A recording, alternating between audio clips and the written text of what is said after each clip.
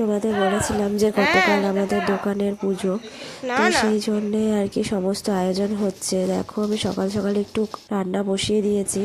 আমাদের আজকে ভাত আর কি খাবে না কেউ, বাড়ির এখানে মা ভোগের পুজোর সব ভোগ ভাজছে, ওদিকে ও আম পাতা পাড়তে ব্যস্ত, কারণ অনেকগুলো আমের শখা লাগবে, দোকানের সামনে আমের পাতা ঝোলাতে হবে, এইসবের কাজে ব্যস্ত।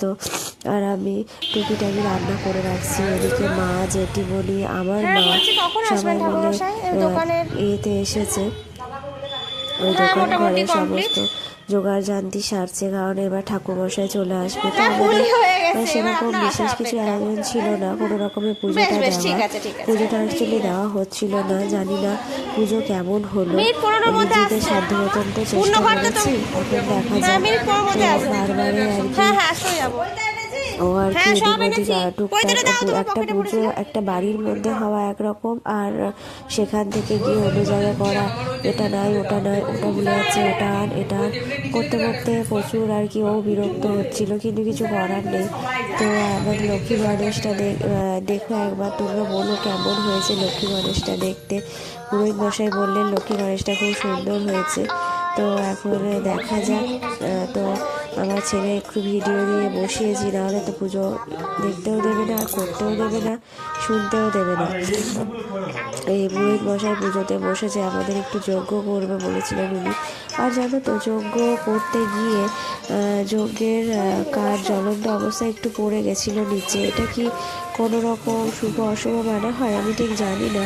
তোমরা যদি কেউ জানো আমাকে একটু প্লিজ বলো, কাল থেকে আমার মনটা ভীষণ কুটকুট করছে, আমাকে একটু কমেন্ট পাস করো প্লিজ, এটা রিকোয়েস্ট আমার দিক থেকে। তো এই যে সবাই বসে আছে, সবাই পুজো শুনছে এখানে। তো এরপর আমাদের যজ্ঞ হবে।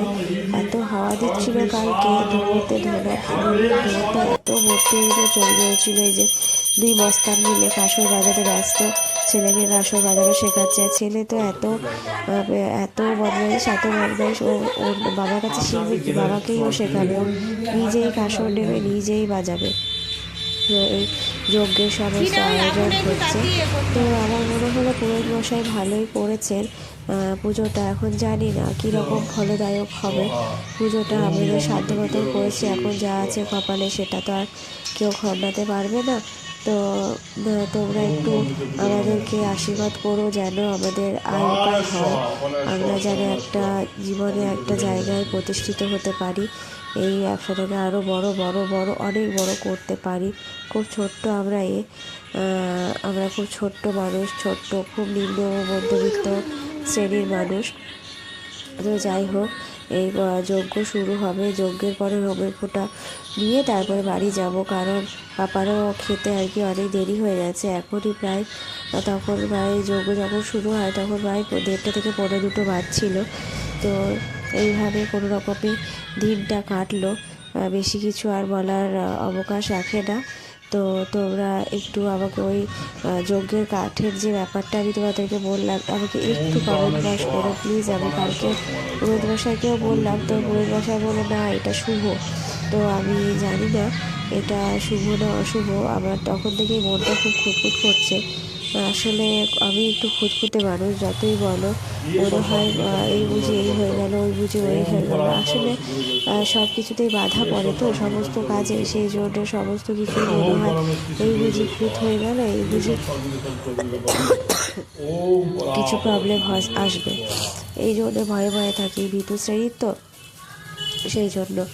তো এখন পুরোহিত মশাই আটনটা মানে যেখানে ঘর বসানো হয়েছে সেটা এখন নাড়তে বারণ করেছেন, 8 দিন পরে ওঠাতে বলেছেন।